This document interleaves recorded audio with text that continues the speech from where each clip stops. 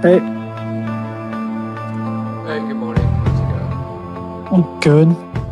Cool, cool. Looks like I've got your sound coming in. I'm just winding the background music down. All right.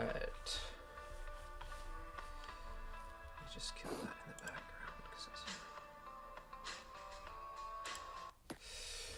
Okay, good morning, everyone. Let's get straight into it. No shoveling snow for you this morning, then? No, no, all set.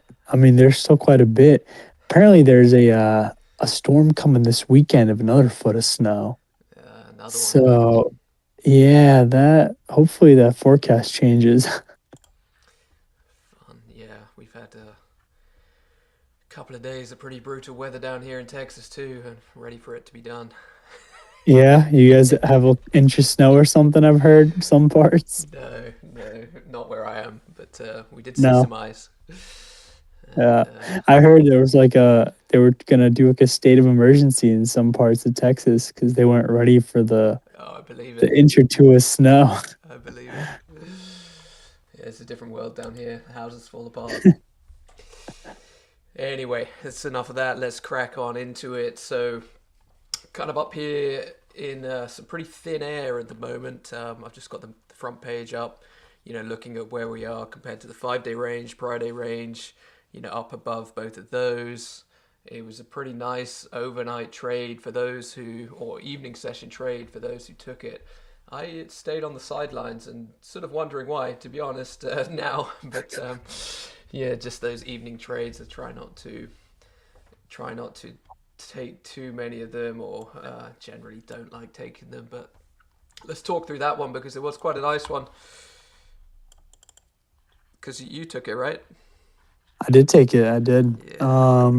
Initially, I wasn't interested in it, but got a couple of price alerts of price kind of selling into it, and then I kind of just like the action around it last night, and then especially kind of the acceptance that we had after it, I thought was quite well. So I just ended up kind of taking it as a runner ad, moved my runner up to 25%, and then back down to 10%. So ended up being a pretty good trade there. Yeah, absolutely amazing trade. I think the tweet you highlighted there from Ash said it perfectly. It was textbook acceptance or great acceptance of a low quality level, but still got everything there. And like Adam says, you never know which ones are going to run for 100 points. Sometimes the best looking ones only go a level and fail, and sometimes the lower quality ones run multiple levels and yeah, pay out big time. Um, I suppose there was the 77 as well. You had to be kind of quick on that one. Um, Yeah, so the 77 and 82, I was watching kind of, well, initially I was actually really watching the 77. mm, And we ended up getting some nice type 2 on that. And then 82 had some nice type 1.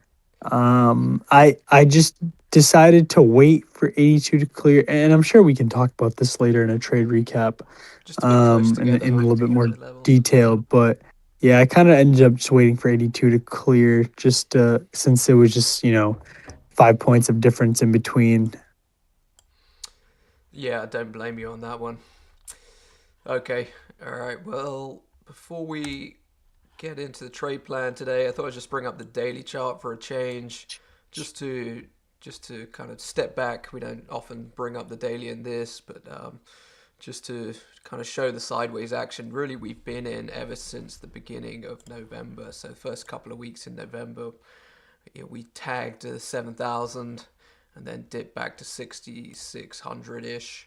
And then we've really just been going sideways in this range. And I thought it was just kind of worth bringing that up because it just sort of highlights the conditions we are in. So, if you can recognize how you've been trading in these last couple of months, if it's been very good or poor, maybe you can, take note of the type of conditions that it's been. Hopefully, everyone's been trading quite well. I would say these have been pretty decent conditions, reasonable volatility states, nice moves, good follow through.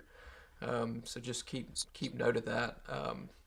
But if we do transition more back into a state like early November, those are different conditions, and maybe your performance changes along with that. So I think it's just worth kind of noting the state we are in, but we're kind of pushing the highs again here. So the trade plan for today, back looking, yeah, we're right at the top of this bull flag on the 4 hour. That's by the blue line here. It's just kind of dancing along that at the moment. Looks like the market's waiting for a bit of an injection of volatility. We do have Trump speaking, but I don't think it's until like after, right at the close. So maybe someone can correct me on that if I'm wrong there, but we'll put it in the Discord. But it looks like that's not coming till 4 o'clock Eastern time. And then we got FOMC day tomorrow, so it may be a slower day, but let's just wait and see what happens. Tweets from this morning were from Adam 97 and 82. He was kind of highlighting as the watch for traps levels. Those were obviously levels from the the 82 is the active setup, and the 97 was his sort of breakout add-on strength level. We do have a bit of a shelf here forming at 95. But we're dancing with it right now, and we're not flushing it with any sort of volatility. So that's a bit of a problem to look for a nice FL breakdown there. For me, I'm flat, so I'm in this. I like this quote from yesterday: "Actionable if you're desperate." So I'm kind of in that position today.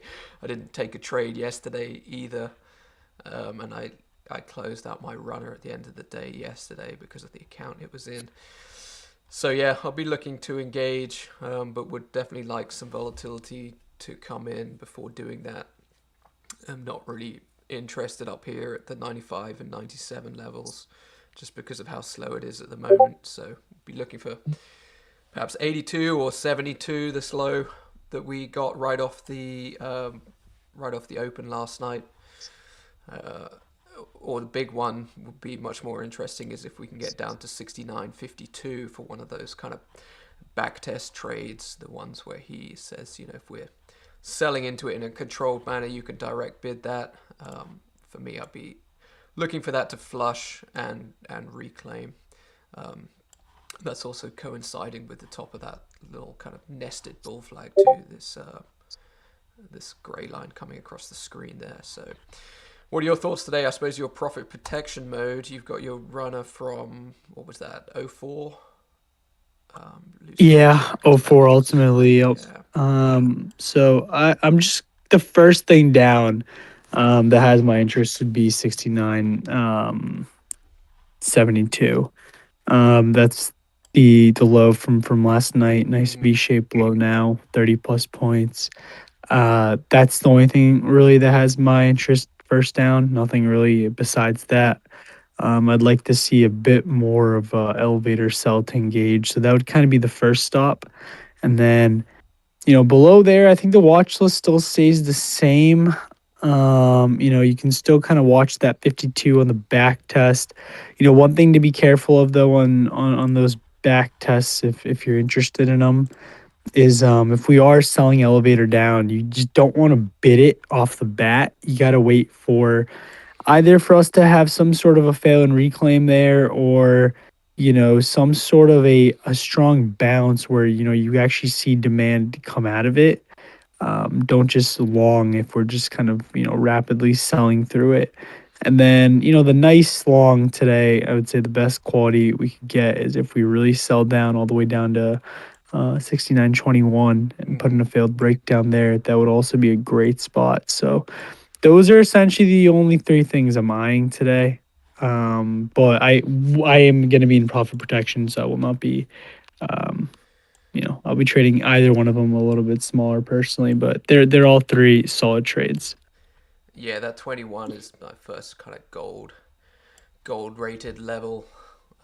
Not to say the trade there would be gold, but just the kind of quality of the significant low there for me. But it's quite a long way down to this point, so need a pretty serious sell to get down there. Bear case triggers under 52, so if we do flush that, just wait for it to get above. Definitely don't jump in just beneath that level, or wait for it to clear and hold a few points above with some decent acceptance on that one, because yeah, and same with 72. Beneath 72, there's very little structure beneath 72 to all the way down to 52. So just be sure that, give it that time to make sure the reclaim has happened. Okay, well, with that, I think we'll close it out. Yeah, Just seeing a sounds comment there good. saying volume difference between the two of us. I will take a look at that, but I think that's all for this one. Yeah, anything else Sounds to good. close? No, not really. I mean, if you took a trade last night, nice, take the profit protection and then just, watch out for the couple of things we've mentioned here. If not, you can still look out for either one of the three to take with your regular size. Until then, we just have to wait, right? We're kind of near at the top of the flag now, just kind of basing right below it. So, really not much to do for us. The project so far this week has essentially been completed by Sunday night. Mm. So we just have to kind of wait and see what's next now. We do have, some stuff tomorrow, I believe, with the Fed and things like that. So, definitely, hopefully, plenty of volatility still to come this week. Yeah, that should be coming. Seems like we're waiting for it. We might be waiting a little bit longer. So don't stare at the screen if nothing's happening. That's the kind of conditions that can lead you to take a trade that just isn't there. So that's what the alerts are for. Okay, thanks everyone. Catch you guys next time. Bye for now.